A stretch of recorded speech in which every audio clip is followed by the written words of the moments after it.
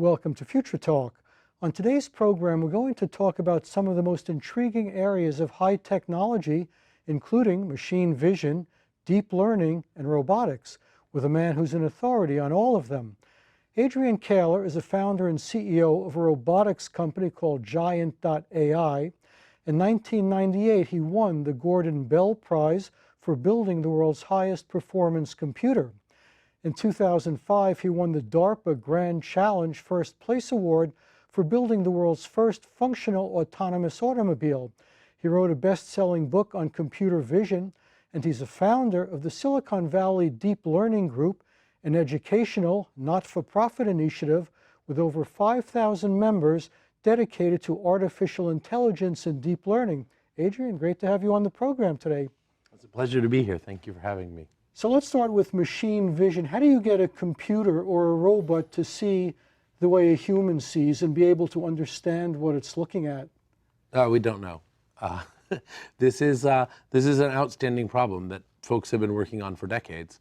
The way that we understand the problem in the beginning is we typically have some kind of imaging device that reads pixels, individual like tiny squares of light, and measures them with some intensity.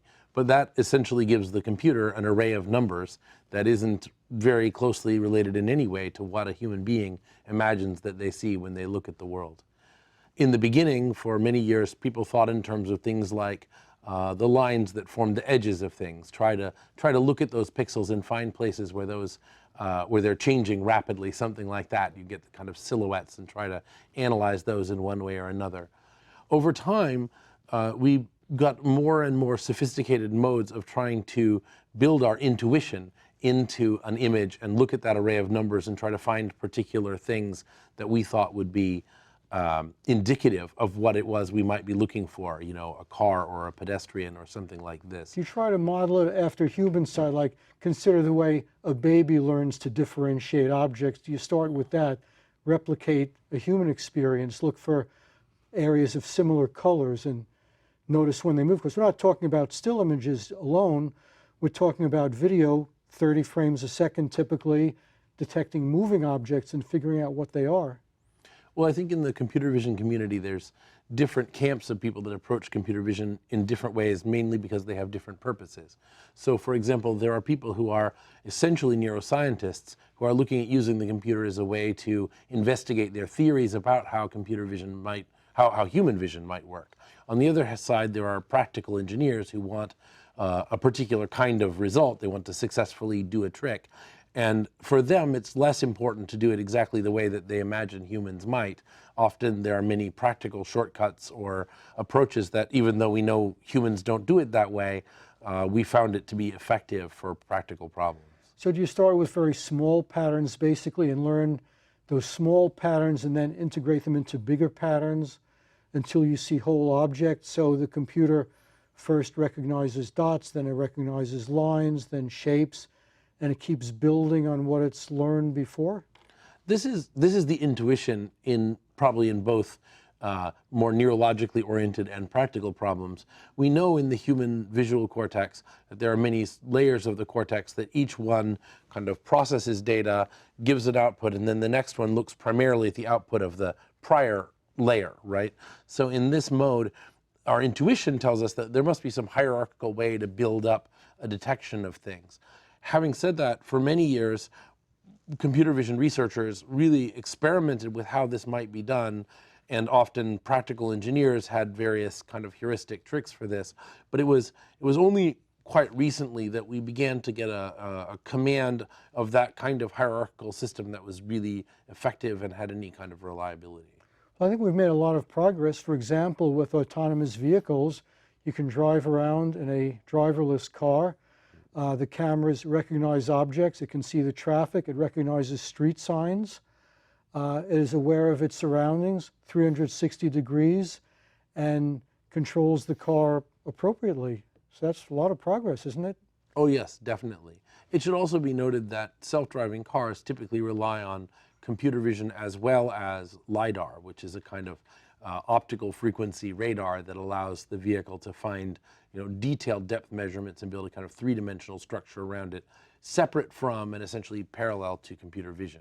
Now, in practice, those two things are often merged at different layers in the software stack that operates the car.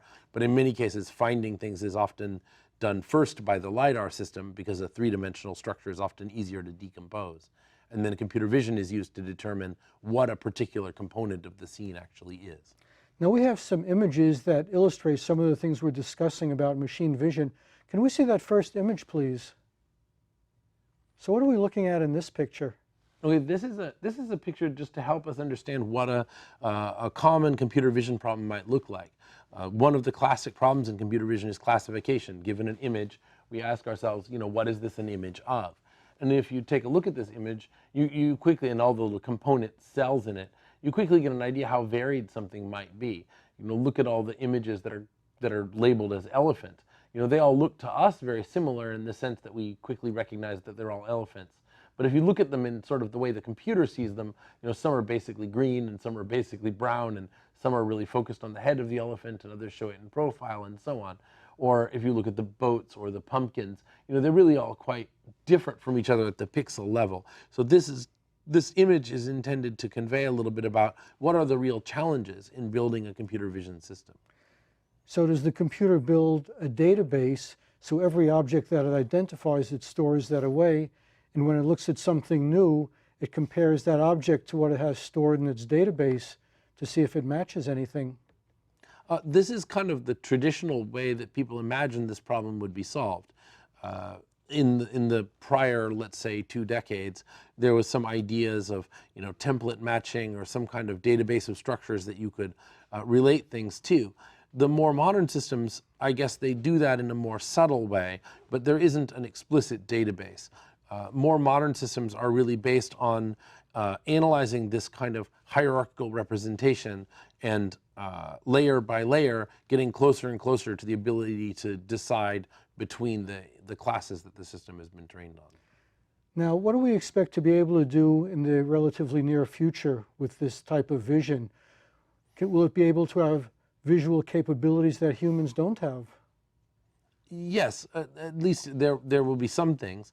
What we've seen is, after some 20 years of struggling with this problem and trying to build these hierarchies of representation that our intuition told us would work, and also a general belief that systems that behaved in a manner that was at least analogous mathematically to how we imagine that human neurons behave, what we call artificial neural networks, a long period went on where both of these intuitions were strong, but the actual technical ability to realize them as algorithms was not mature yet. In about 2012, for computer vision, there was a really significant set of breakthroughs that began the era that we now associate with the technology called deep learning. And deep learning is really just the final beginning to succeed of this intuitions that we've had, that we could represent things as layered hierarchies, and each layer would be sort of dependent only on the input layer and a little more subtle or abstract in what it was that it was detecting, ultimately to some final layer that sorted things into categories like, elephants and pumpkins. Okay. Well, let's look at the next graphic here and see what that is. So what is this showing us? Well, this image is intended to convey this intuition and how we thought we would approach computational neural networks, and also why it didn't work until recently. So if you look at the top image in the 80s, this is to help us understand why were we not successful. For example, Thinking Machines Corporation was built in the 80s with essentially the goal of solving the problem we now call deep learning. They built very powerful supercomputers, and they analyzed artificial neural networks and tried to train them and build systems that could do, solve vision problems, among many others. But they were not successful, and the reason was because at that time no one really realized that the internet itself was a necessary precursor to successful neural networks. And the reason for that is because the neural networks require an enormous amount of data. So if you imagine in the 80s, if you wanted to build a visual database that had, let's say, lots of cats and lots of dogs and lots of trucks, something like this, then when you actually go to do that, where do you get those images? You get your camera out, you call your friends on the phone, maybe leave a message on the answering machine, hey, can I come by and photograph your cat, right? Drive through Photomat or whatever. It's a very painful process to build up a database of any size. So typical databases might have a few dozen categories and at best maybe 100 images in a particular category, right? And then when we tried to train neural network-like systems with data of that kind, it just didn't work. We didn't really know at the time why. But in hindsight, we realized that that was just nowhere near the amount of data that was required, and those networks were nowhere near as complex as was required. So if you look at the modern era, which the lower part of the graphic is meant to convey, now you go to the internet if you Google search for cat images, you can get 1 million images in as many microseconds. And that ability to create very large databases was actually what gave us the ability to successfully train these kind of neural style networks for the very first time. So you're saying that if you could crunch enough data, you could solve all these problems. It's basically dependent on being able to manage enough information. Yes, but to put it in context, you mentioned in the beginning of the introduction that my team at Columbia University built a teraflop supercomputer. In those days, a teraflop was the biggest thing you could imagine. It filled a room and fans everywhere and so on. That's typical of what you would find in a modern high-end graphics card that's used to train deep networks today. The compute power wasn't actually out of reach even in the mid-90s. Obviously it was bigger and more expensive, but it wasn't out of reach. The thing that was out of reach was the data, the actual input data. You and me, by the time we're old enough to know a cat from a dog, we've actually experienced millions, perhaps billions of frames of cat and dog images with our eyes. We didn't really understand that in order to train these networks to do those tasks, we would need data volumes on that scale. I think we have one more image. Can we see that last image, please? This image is a kind of schematic representation of how these networks work. I won't probably go into all of the details, but essentially it's capturing this idea that the image is analyzed by these layered modules. Maybe the first one marked C1 is simply taking input in. The next one marked C2 is looking at that image and looking for patterns, and then C3 is looking for patterns in those patterns, and so on. When it gets out to the end, these network layers labeled FC6, FC7, and so on, they, rather than kind of scanning the whole of the layer, they're combining what's been found on the input layers. But in essence, this is kind of a topology for an artificial neural network. To understand a little better what that achieves, look at the images on the bottom. You see the image of a woman's face. But what happens is, as it's trained on many faces or many images, the network learns that in the beginning, let's say the C2 layer, it should start looking for these kind of bright edges and line fragments. What it does with that is that layers deeper in, it then searches for patterns in those line fragments that have a particular structure. Like you might notice that some of these little bits marked combinations of edges are bits of mouths or bits of ears or things that might be face parts. And then at the very end, those nodes are searching for what are here marked object models, which basically in this case look like entire faces, but understand that those faces have been learned as particular kinds of assemblies of eyes and noses and such, and the eyes and noses are particular assemblies of edges, and that's how the whole pipeline works, from image all the way through to a recognition decision about what it's seeing. I know computers are getting better at recognizing things because those little CAPTCHA things keep getting more complicated. You have to explain what's in the picture one way or another. It used to be simple text with maybe a funny font, and now sometimes it's hard for the person to tell what they're looking at. And those, like, you have to check that box to verify that you're not a robot yourself, and they show you a picture. And those CAPTCHA images are getting pretty complex. Find all the pictures that have a boat in them or something like that. That's right. Well, actually, in many cases, the CAPTCHA task is one that the computer only partially knows how to do, and you're being asked to do the part the computer doesn't know how to do. Believe it or not, in many cases, you're contributing to the construction of a data set that will train an algorithm as much as you're being tested. You're also the teacher. Now, what are some of the possible uses of computer vision? I would imagine that it wouldn't have to be limited to the visible light range. Presumably, robots could see in infrared and ultraviolet, which might add additional useful capabilities. Certainly. There's many ways in which computer vision can, on one hand, we're spending a lot of effort learning how to do things that humans can do, and we haven't been 100% successful there. But there's a lot of interesting things to see outside of human capability as well. Humans are limited we scan the area with our eyes, and only a tiny bit of our vision has very high resolution. If I can have a very high resolution computer camera that essentially sees the entire scene in high resolution, and if I have the compute power to analyze it, I can find anomalies and subtle things that a person might well miss. You mentioned what's people call extended optical or infrared. This EOIR type cameras, you may be able to see, for example, in the infrared, and the infrared may contain information that pertains to a particular problem.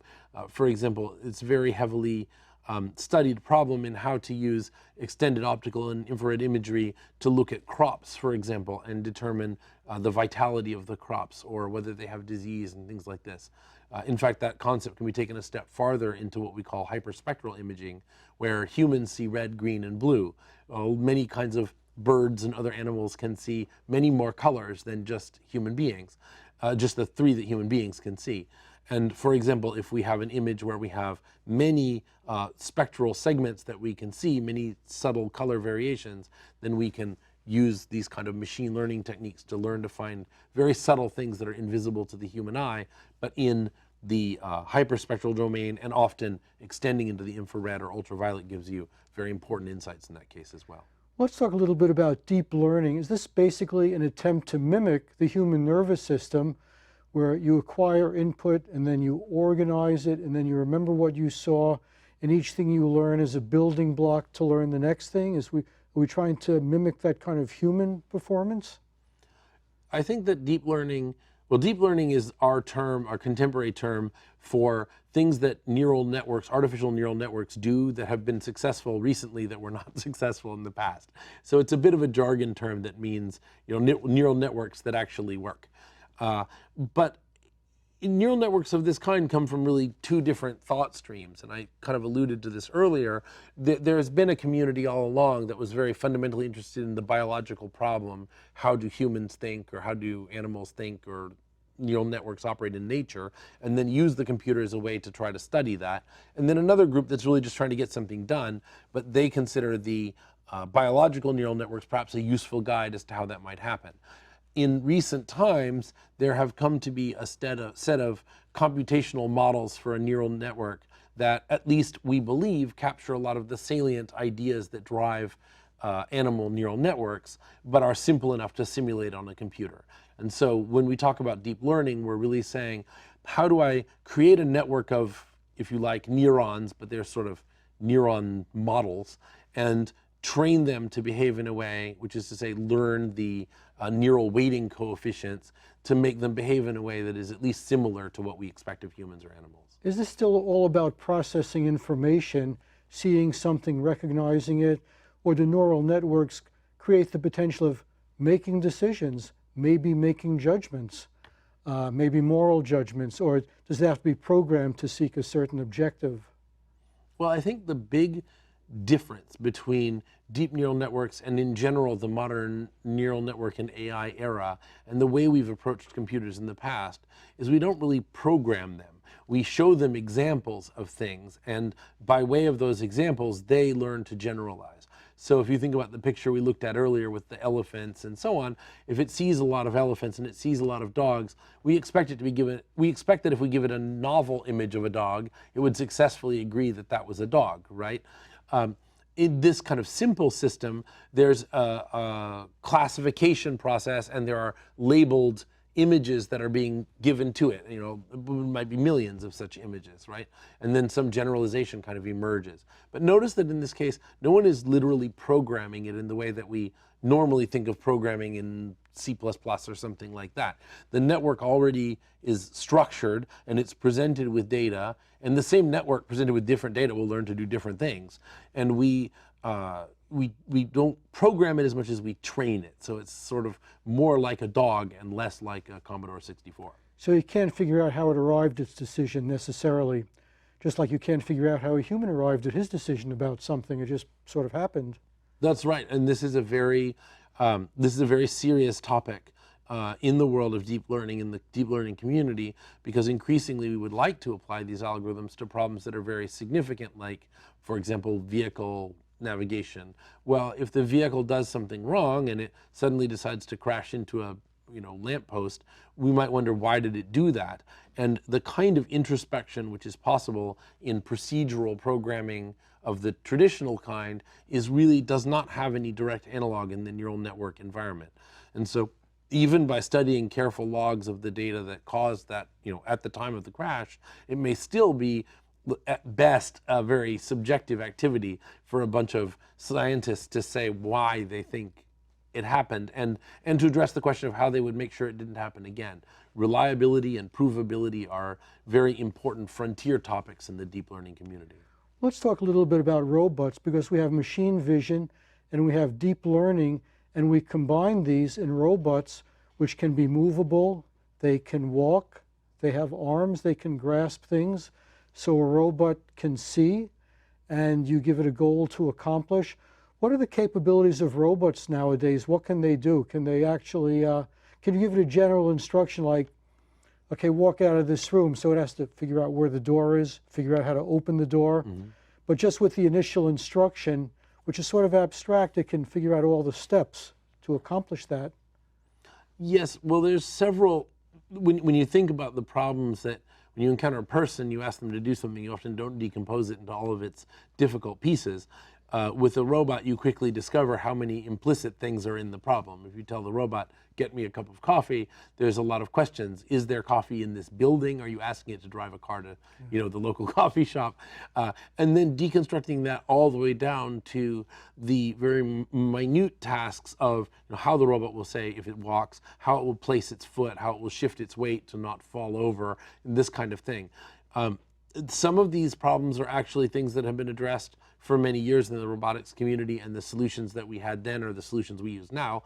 There are other parts of this problem which technologies like deep learning have played a significant role in moving them forward in a quite qualitative shift from maybe not working towards working. Do you think we'll get to the point where we'll all have cheap household robots that act as your butler or your valet or your cook or your house cleaner, and most people will have one of these and it'll just perform all the routine chores in your house? You give it an instruction, cook me a pot roast tonight, and it figures out how to do it.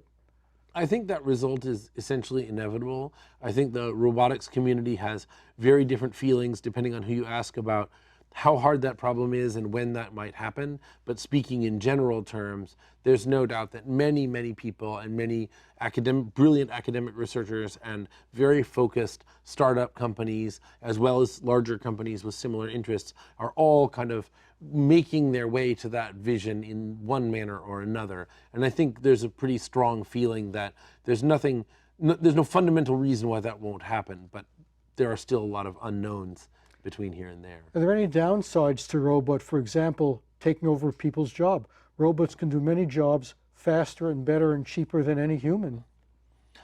There are probably downsides. I don't think that the taking away of jobs is the one that we should all really worry about.